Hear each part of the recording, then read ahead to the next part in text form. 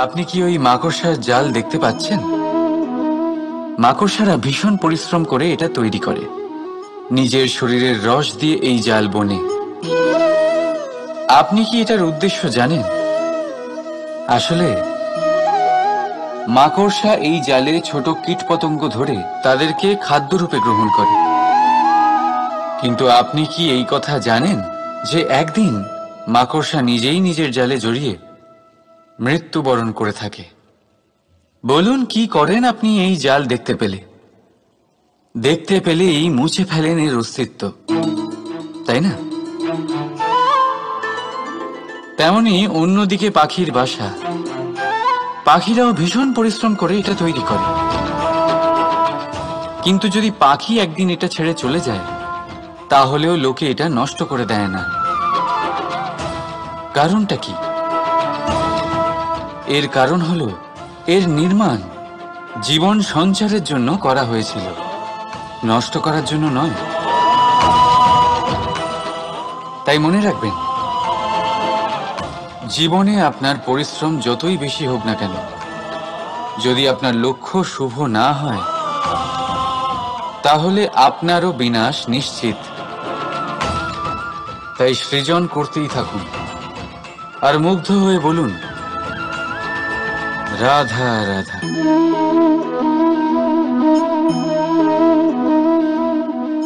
আপনার কি মনে হয় আমি কি করছি?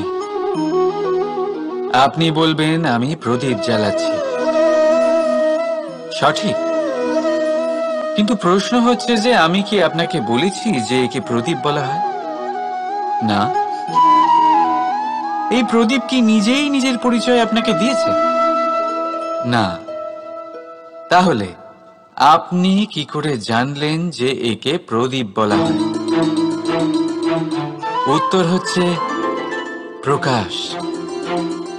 যে স্বয়ং জ্বলে অন্ধকারের মধ্যে সংসারকে পথ দেখায়, সেটাই প্রদীপ। যা নিরাশার মাঝে আশার আলো প্রদর্শন করে, সেটাই প্রদীপ। অপর দিকে আছে সাপ, যাকে না দেখেও তার ফনার আওয়াজ শুনেই লোকে ভয় পেয়ে যায়। তার মানে ব্যক্তির পরিচয় তার কর্মের দ্বারা পাওয়া যায়। তাই আপনার এটা বলার প্রয়োজন নেই যে আপনার পরিচয় কি। এটা আপনার কর্মই নিশ্চিত করবে যে লোকে আপনাকে প্রদীপ ভেবে ভালোবাসবে নাকি সাপ ভেবে ভীত হয়ে থাকবে। রাধা রাধা। সময় কত বিচিত্র হয়। সময় আমাদের পক্ষে থাকলে আমরা নিজেদের রাজা মনে করে নিই, আর সেই সময় যদি বিপক্ষে চলে যায়, তাহলে নিঃস্ব হতে সময় লাগে না। তাই মানুষের একটা অভ্যেস আছে, খারাপ সময়ের জন্য কিছু সঞ্চয় করা।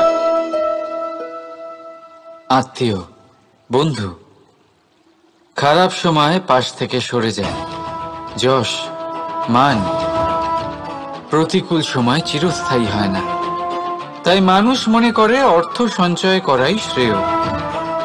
অর্থের কোনো হৃদয় নেই যা সময়ের সাথে পরিবর্তিত হবে। সংসার বলে সর্বদা অর্থ সঞ্চয় করতে থাকুন। খারাপ সময় অবশ্যই কাজে লাগবে, কিন্তু আমি বলবো শুভ কর্ম করতে থাকুন, আনন্দে থাকুন, নিজের ওপর আর ঈশ্বরের ওপরে বিশ্বাস রাখুন। খারাপ সময় কখনো আসবেই না। রাধা রাধা।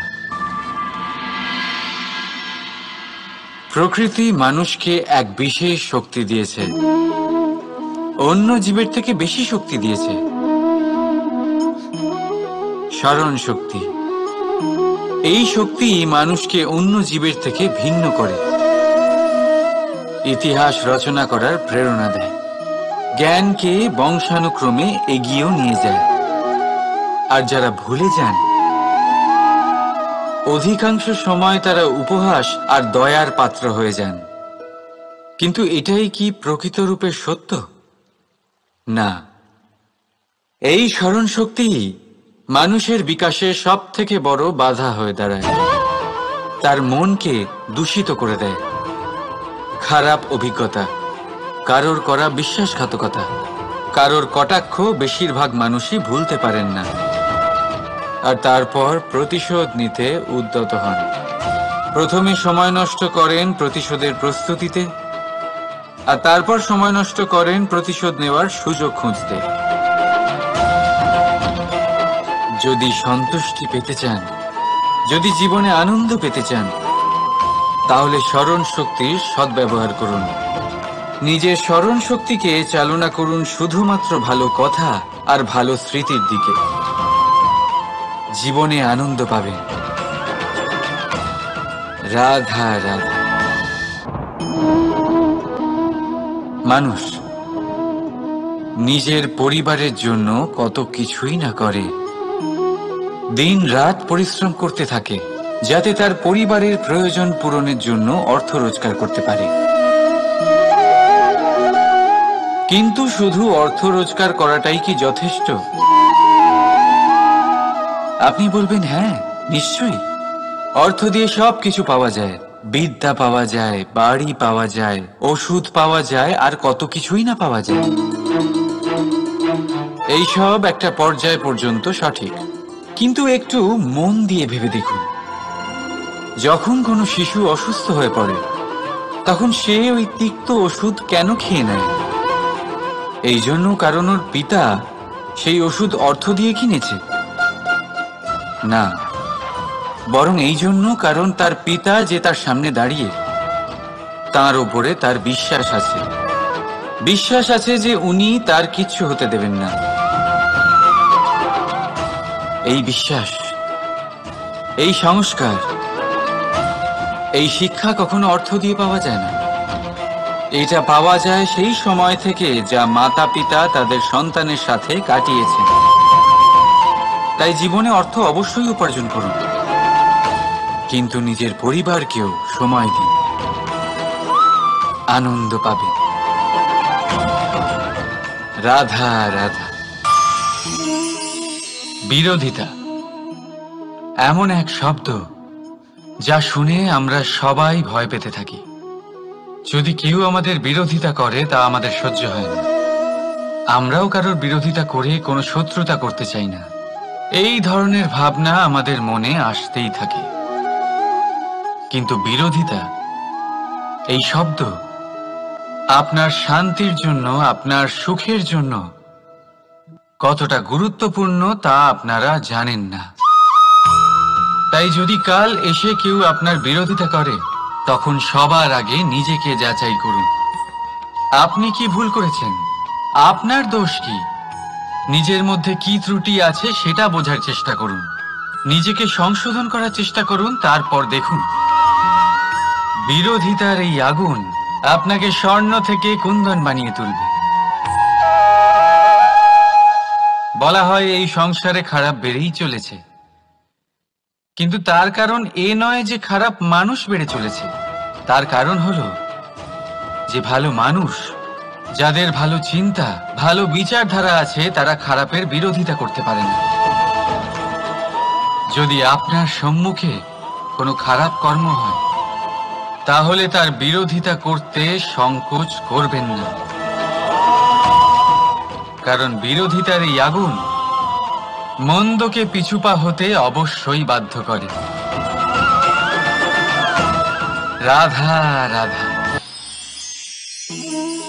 জীবনে আপনি এরকম মানুষও দেখবেন যারা এটা বলে, ভাবে, নিজেকেও বলে যে উনি সেই এমন ব্যক্তি যার মতো আমি হতে চাই। ঠিক আছে, কারোর থেকে প্রেরণা নেওয়াটা কোনো ভুল নয়, কিন্তু কখনো কখনো এই প্রেরণা গুরুত্বহীন হয়ে যায়, আর আমরা শুরু করে দিই সেই ব্যক্তিকে নকল করতে। এখানেই থেমে যায় আমাদের উন্নতি। এবারে দেখুন, সংসারে শত কোটি রঙের ফুল আছে, কিন্তু তারা কখনো একে অপরকে নকল করে না। নকল করে না তাদের রং, নকল করে না তাদের সুগন্ধ। তাহলে আমরা করি কেন? প্রতিটা ব্যক্তির মধ্যে কোনো না কোনো প্রতিভা অবশ্যই থাকে, যা ফুটিয়ে তোলার সঠিক সময়ও আমাদের কাছে থাকে, কিন্তু সেই মানুষ সেই প্রতিভা নির্মাণ করার পরিবর্তে সময় নষ্ট করে অন্য কারোর মতো হওয়ার জন্য, কাউকে নকল করার জন্য। এটা করবেন না। সময়কে ব্যবহার করুন নিজের অস্তিত্ব নির্মাণ করার জন্য, কারণ কারোর ছায়া হওয়ার থেকে ভালো আপনি কারোর জন্য প্রেরণা হয়ে উঠুন। রাধা রাধা।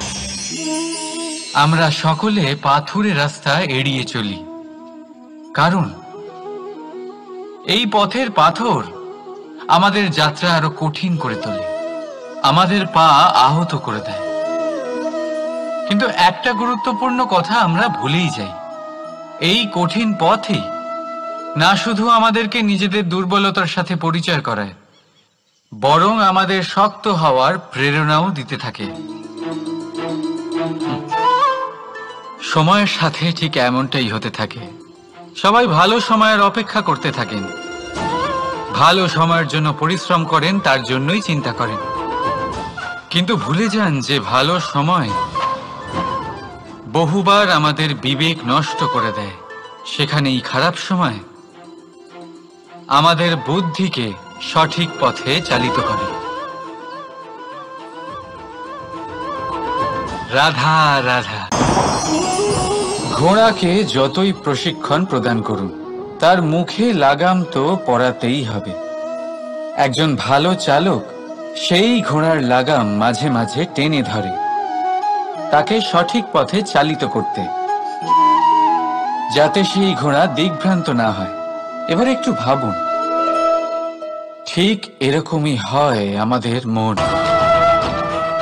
যদি এটা বিবেকের লাগাম দিয়ে মাঝে মাঝে আমরা টেনে না ধরি, তাহলে আমাদের এই মন দিকভ্রান্ত হতে পারে।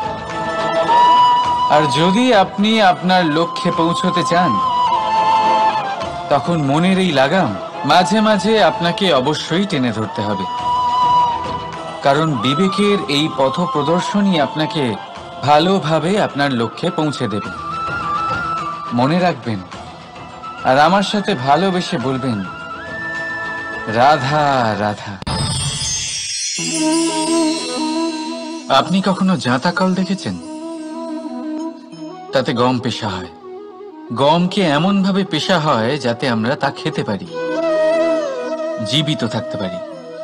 আর যদি আপনি মন দিয়ে দেখেন, তাহলে কলের নিচের অংশ কখনো ঘোরে না, শুধুমাত্র উপরের অংশই ঘোরে।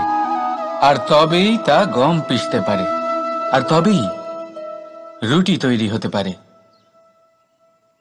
কিন্তু ভেবে দেখুন, যদি কলের দুটো অংশই ঘুরতে থাকে, তাহলে কি হবে? তা গম পেশার বদলে একে অপরকে পিষে নিজেদের অস্তিত্ব শেষ করে দেবে। তাই জীবনে কোনো কাজ যখন মন আর মস্তিষ্ক মিশিয়ে করা হয়, তখনই তা সম্পন্ন হয়। কিন্তু যখন বিষয় হলো ভক্তির, তখন মস্তিষ্কের যুক্তির মৌন থাকা প্রয়োজন। আর যখন বিষয় হলো কর্ম আর ন্যায়ের, তখন মনের আবেগের মৌন থাকা প্রয়োজন। তাই মন আর মস্তিষ্কের এই সম্মিলনে সতর্ক থাকবেন। একসাথে অবশ্যই চলবে, কিন্তু একে অপরের বাধা যেন না হয়ে দাঁড়ায়। রাধা রাধা। আমি একটা এমন শব্দ যার অনেকগুলি মানে হয়, যার আসল অর্থ হলো অহং।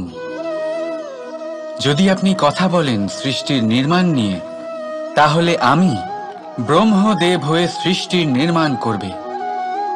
যদি আপনি কথা বলেন প্রলয়ের, তাহলে সেই আমি মহাদেব হয়ে বিনাশ করবে। এই আমি সঙ্গতিপূর্ণ, কিন্তু শুধু ততক্ষণ যতক্ষণ আপনি এটা সবার সাথে ভাগ করছেন। কিন্তু আমরা বহুবার এর মানে বুঝতে পারি না। এই অহংকে সীমিত করে দিই একটা ব্যক্তি অবধি। শুধু নিজে। আর তখনই জেগে ওঠে অহংকার।